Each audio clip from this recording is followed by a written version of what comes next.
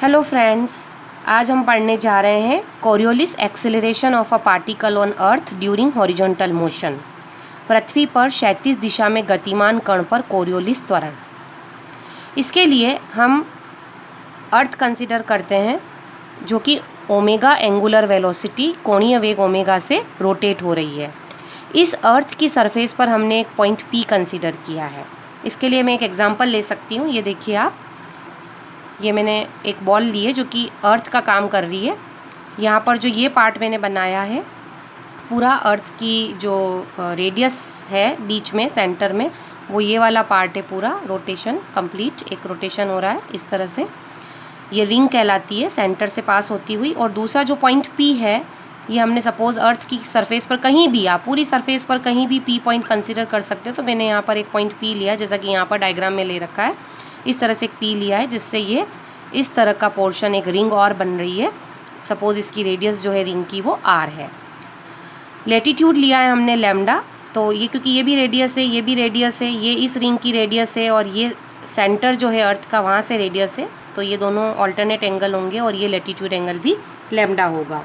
तो यहाँ पर हम लैम्डा अक्षांश, लैम्डा लेटीट्यूड के किसी पॉइंट पी पर v वेलोसिटी से हॉरिजॉन्टल डायरेक्शन में एक पार्टिकल को कंसीडर करते हैं कि ये v वेलोसिटी से पार्टिकल जो है वो मोशन कर रहा है। अब देखिए, आप v वेलोसिटी से अगर ये पार्टिकल मूवमेंट कर रहा है तो ये पार्टिकल किसी भी डायरेक्शन में जाएगा। सपोज यहाँ जाए, इधर आए, किसी भी डायरेक्शन में जाएगा। लेकिन ये किस प्लेन में, एक्स वाई प्लेन के अंदर मूवमेंट करेगा। क्योंकि यहाँ पर आप देख सकते हो, मैंने यहाँ पर एक्सिस बनाए हैं, एक्स डैश, वाई डैश और जेड डैश। तो ये एक्स डैश और वाई डैश जो है, ये यहाँ एक्स डैश और वाई डैश जो है, एक्स डैश और वाई डैश, ये इस प्लेन के अंदर है, इस जो अर्थ की प्लेन है उस पर है। और जो जेड डैश बनाया है वो उसके परपेंडिकुलर, इस तरह से परपेंडिकुलर डायरेक्शन के अंदर, आउटवर्ड, ऐसे आउटवर्ड डायरेक्शन में बाहर की तरफ जो है ये जेड डैश एक्सिस जो है हमने बनाया है। और अगर हम इस पॉइंट, इस एक्सिस की बात करें तो ये जस्ट इसके इस तरह से पूरा का पूरा आर पार जो है निकल रहा है। ये एक्सिस हमने लिया जिसके अराउंड ओमेगा एंगुलर वेलोसिटी से अर्थ रोटेट हो रही है। तो इस तरह के सारे हम एजम्पशंस लेंगे यहाँ पर। अब हम ये मान लेते हैं कि जो ये पार्टिकल है पी, वो वी वेलोसिटी से मूवमेंट कर रहा है। मान लेते हैं X dash, Y dash, Z dash जो है वो ये ईस्ट डायरेक्शन में, और ये जो है नॉर्थ डायरेक्शन में है, और ये जेड डैश जो है परपेंडिकुलर अपवर्ड डायरेक्शन में है, वर्टिकली अपवर्ड डायरेक्शन में है। और इनके यूनिट वेक्टर्स की बात करें तो I dash cap, J dash cap और के डैश केप, इनके यूनिट वेक्टर्स को हम कंसिडर कर लेंगे।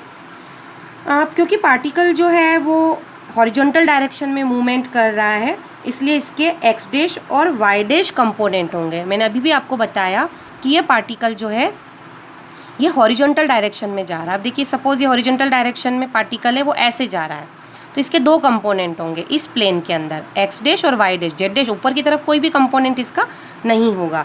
तो इसलिए हम इसके वेलोसिटी कंपोनेंट को V dash is equals to V X dash I dash cap plus V Y dash J dash cap से रिप्रेजेंट कर सकते हैं।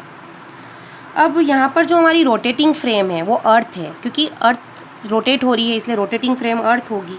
तो इस रोटेटिंग फ्रेम की एंगुलर वेलोसिटी ओमेगा, अगर हम ओमेगा को देखें तो ओमेगा जो है वो दो डायरेक्शन में अपन इसको मानेंगे। ओमेगा को ये एक्स डायरेक्शन में नहीं होगी, क्योंकि ओमेगा मैंने आपको अभी बताया इस तरह से वर्टिकली, इस तरह से ओमेगा जो है यहाँ पर इस तरह से अपन मान सकते हैं इसको, ये ओमेगा की डायरेक्शन है। तो ये कौन से प्लेन में होगी, ये वाई और जेड प्लेन के अंदर होगी। एक वाई कंपोनेंट होगा और जेड कंपोनेंट होगा। तो हमारा जो ओमेगा होगा, उस ओमेगा को हम कैसे लिख सकते हैं, omega cos lambda J dash cap plus omega sine lambda K dash cap. तो ये ओमेगा को हम रिजॉल्व करके इसके कंपोनेंट की फॉर्म में लिख देंगे। अब हम कोरियोलिस एक्सीलरेशन की बात करें तो हमने प्रीवियस लेक्चर में कोरियोलिस एक्सीलरेशन की वैल्यू निकाली थी -2 ओमेगा क्रॉस वी। या हम फोर्स की बात करें, कोरियोलिस फोर्स की, तो एक्सीलरेशन को m यानी कि मास ऑफ द पार्टिकल से मल्टीप्लाई कर देते हैं। सपोज ये पार्टिकल p है, इसका मास m है, तो कोरियोलिस फोर्स जो होगा Fc से रिप्रेजेंट कर देंगे, c for Coriolis, -2m omega cross v से हम इसको रिप्रेजेंट कर सकते हैं। यहाँ पर एक ब्रैकेट लगा देते हैं। तो अब हमारे पास में ओमेगा की वैल्यू भी है और v की वैल्यू भी है। ये दोनों वैल्यू यहाँ पर सब्स्टिट्यूट करते हैं, तो -2m ओमेगा की वैल्यू हमने लिख दी और v की वैल्यू भी हमने यहाँ पर प्लेस कर दी है। अब क्योंकि यहाँ पर क्रॉस प्रोडक्ट आ रहा है तो हम डिटर्मिनेंट यानी कि सारणी से इसको सॉल्व करेंगे। अब हम सारणी बनाएंगे तो आपको सभी को सारणी बनाना आता है, डिटर्मिनेंट सॉल्व करना आता है। आई डैश जे डैश के डैश कैप, आई dash cap J dash cap और के डैश कैप इनके यूनिट वेक्टर्स हैं तो हमने लिख दिए। अब हमें लिखनी है सबसे पहले ओमेगा की वैल्यू। तो आप देख सकते हैं ओमेगा का एक्स कंपोनेंट तो ज़ीरो है क्योंकि जे और के में टर्म है तो यहाँ पर ज़ीरो लिख देंगे, और इसके जे कंपोनेंट को लिखेंगे ओमेगा कॉस लेमडा, और इसके के कंपोनेंट यानी के डैश कंपोनेंट को लिखेंगे ओमेगा साइन लेमडा। इसी तरह से अगर हम वेलोसिटी की बात करें तो इसमें आई डैश और जे डैश की टर्म तो है बट के डैश की टर्म ज़ीरो है तो यहाँ पर तो हम ज़ीरो लिख देंगे, और यहाँ पर वी एक्स डैश और यहाँ पर लिखेंगे हम वी वाई डैश। इस तरह से हम टर्म्स को लिख देंगे। अब इसे करेंगे सॉल्व।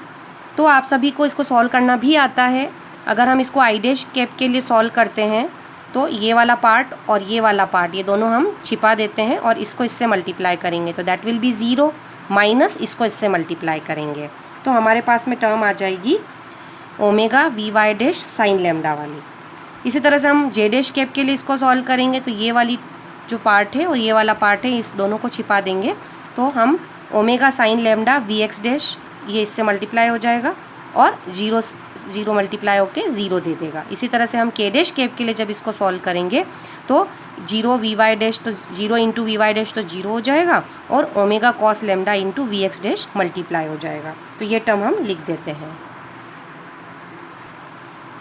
अब देखिए आप, जब हमने इसको सॉल्व किया मैंने जैसा कि आपको बताया इस तरह से टर्म लिख दी है सारी। अब हमें चाहिए इसका हॉरिजॉन्टल कंपोनेंट। तो इसका हॉरिजॉन्टल कंपोनेंट क्या हो जाएगा, जिस कंपोनेंट में आई डैश और जे डैश वाली टर्म है, क्योंकि प्लेन एक्स वाई के अंदर हमारा जो पार्टिकल है वो मूवमेंट कर रहा है, तो आई डैश और जे डैश वाली जो टर्म आ रही है यानी कि ये वाली टर्म और ये वाली टर्म ये इसका हॉरिजॉन्टल कंपोनेंट होगा फोर्स का। तो क्या बचेगी -2m माइनस ये वाली जो टर्म है V Y dash omega sine lambda वाली टर्म, और यहाँ पर J dash V X dash omega sine lambda वाली टर्म जो है हमें मिलेगी। तो यहाँ पर हम क्या करेंगे, हॉरिजॉन्टल कंपोनेंट में ये -2m minus V Y dash से मल्टीप्लाई होगा तो यहाँ पर पॉजिटिव आ जाएगा 2m omega sine lambda I dash cap, और मैंने यहाँ पर ओमेगा को बाहर ले लिया। इसी तरह से यहाँ वाली टर्म तो यहाँ प्लस है और यहाँ माइनस है तो ये नेगेटिव साइन आ जाएगा 2m ओमेगा, ये वाला ओमेगा भी बाहर ले लिया है तो यहाँ पर बचेगा V X dash sine lambda और जे डैश कैप। तो ये जो कंपोनेंट आ रहा है ये इसका हॉरिजॉन्टल कंपोनेंट आ जाएगा। और अगर हम वर्टिकल कंपोनेंट निकालना चाह रहे हैं तो वर्टिकल कंपोनेंट हमारे पास में कौन सा, ये वाला वर्टिकल कंपोनेंट है जो के डैश कैप वाला है। तो वर्टिकल कंपोनेंट को भी हम लिख सकते हैं और वो क्या हो जाएगा, अगर लिखना चाहते हैं क्योंकि हम तो हॉरिजॉन्टल कंपोनेंट की बात कर रहे हैं, लेकिन अगर हम वर्टिकल लिखना चाह रहे हैं तो -2m into minus V X dash omega cos lambda K dash cap, यानी कि नेगेटिव नेगेटिव पॉजिटिव साइन हो जाएगा। तो यहाँ पर अगर वर्टिकल कंपोनेंट लिखना है तो 2m omega V X dash cos lambda K dash cap, ये आपका वर्टिकल कंपोनेंट हो जाएगा। अभी हमें कैलकुलेट करना है हॉरिजॉन्टल कंपोनेंट का मैग्नीट्यूड। तो हम हॉरिजॉन्टल कंपोनेंट का मैग्नीट्यूड भी कैलकुलेट कर सकते हैं। तो ये हो जाएगा उसका मैग्नीट्यूड, यानी कि इस टर्म का मैग्नीट्यूड निकालना है। तो यहाँ पर साइन लेमडा दोनों टर्म में आ रहा है, इसको बाहर ले लेंगे, 2m ओमेगा ऑलरेडी है ये। और मैग्नीट्यूड कैलकुलेट करने के लिए क्या करते हैं, under root of V Y dash square plus V X dash square. तो ये अंडर रूट की जगह पावर हाफ लगा दी है। तो इस तरह से ये टर्म अपने को मिल जाएगी इसका मैग्नीट्यूड की। और इसको हम इस तरह से भी लिख सकते हैं 2m omega sine lambda we, क्योंकि ये जो टर्म आ रही है v under root of V X dash square plus V Y dash square जो है इसकी वैल्यू हो जाएगी v की, v का मैग्नीट्यूड हो जाएगा। तो इस तरीके से हम उसके हॉरिजॉन्टल कंपोनेंट को कैलकुलेट कर सकते हैं, यानी कि इतना फोर्स हॉरिजॉन्टल डायरेक्शन के अंदर लगेगा जब पार्टिकल जो है कोई भी पार्टिकल जो है वो क्षैतिज दिशा में मूवमेंट करता है तो अर्थ पर। अभी इसका एक एग्जाम्पल होता है साइक्लोट्रॉन, चक्रवात का आना जो है वो इस कोरियोलिस त्वरण के कारण ही होता है, कोरियोलिस फोर्स के कारण ही होता है, क्योंकि वायुमंडल में बहुत ज़्यादा तेज़ जो है वो हवाएं चल रही होती है। तो उसके कारण क्या होता है, चक्रीय गति, ऐसे घूर्णन गति जो है वो उत्पन्न हो जाती है और वो कोरियोलिस बल के कारण होती है। जब किसी स्थान पर एयर प्रेशर यानी कि वायु दाब जो हो जाता है वो कम हो जाता है, तो चारों ओर से उस क्षेत्र में हवा आने लगती है ना। जहाँ पर प्रेशर कम हो जाएगा तो चारों क्षेत्र से हर डायरेक्शन से एयर जो है आने लगती है। और कोरियोलिस बल के कारण जो एयर पार्टिकल्स होते हैं वो उत्तरी गोलार्ध जो होता है नदर्न हेमीस्फेयर उसमें राइट डायरेक्शन में और दक्षिणी गोलार्ध में वो लेफ़्ट डायरेक्शन में मुड़ने लग जाती है, जैसा कि मैंने आप लोगों को प्रीवियस वीडियोज़ में भी बताया था। और इसी के कारण चक्रवात उत्पन्न होते हैं। तो साइक्लोन्स जो होते हैं वो इसी वजह से उत्पन्न होते हैं। आई होप आपको वीडियो समझ में आया होगा। अगर इसके पहले के वीडियोज़ भी आपको देखने हैं तो आप डिस्क्रिप्शन बॉक्स में लिंक दिए गए हैं, उनसे आप देख सकते हैं। नेक्स्ट वीडियो फिर से आपको मैं नेक्स्ट वीडियो के साथ मिलूँगी। बाय।